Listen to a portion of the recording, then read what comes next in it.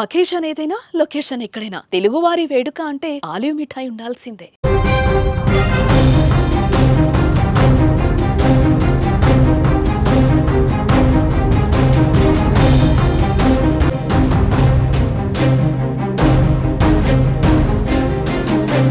నేడు జాతిని ఉద్దేశించి దేశ ప్రధాని నరేంద్ర మోదీ తొలిసారిగా మాట్లాడబోతున్నారు.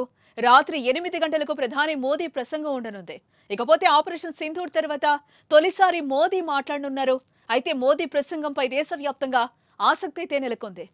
ఇటు పహల్గాం దాడి తర్వాత ఉగ్రవాదులను ఏరివేయాలనే ఉద్దేశంతో, ఉగ్రవాదంపై భారత్ ఉక్కుపాదం మోపాలనే ఉద్దేశంతో ఆపరేషన్ సింధూర్ మొదలుపెట్టింది.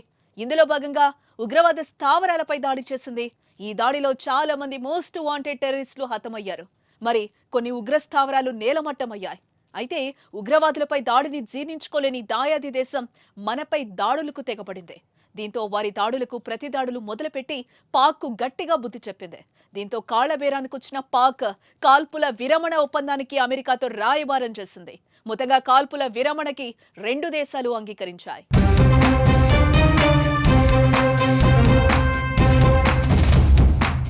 ఇదిలా ఉంటే ఆపరేషన్ సింధూర్ 2 ఇంకా అయిపోలేదని, పాకిస్తాన్ ఏ క్షణంలో దాడులు చేసినా తిప్పికొట్టేందుకు సిద్ధంగా ఉండాలని ఆర్మీకి ఫుల్ పవర్స్ ఇచ్చారు. మరోపక్క ఉగ్రదాడుల్లో కొన్ని భారత స్థావరాలు ధ్వంసం కాగా కొందరు జవాన్లు వీరమరణం పొందారు.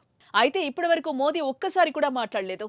యుద్ధం సమయంలో సైలెంట్ గా ఉన్న ప్రధాని ఆపరేషన్ సింధూర్ తర్వాత మాట్లాడటానికి ముందుకొచ్చారు. రాత్రి 8 గంటలకు ఆయన జాతినుద్దేశించి ప్రసంగించనుండడంతో యుద్ధంపై ఏమైనా కీలక సమాచారం ఇస్తారా, అసలు మోదీ ఏం మాట్లాడతారు అనే దానిపై దేశం మొత్తం ఆసక్తిగా ఎదురు చూస్తోంది. చూడాలి మరి మోదీ ప్రసంగంలో ఏం చెప్పబోతున్నారు.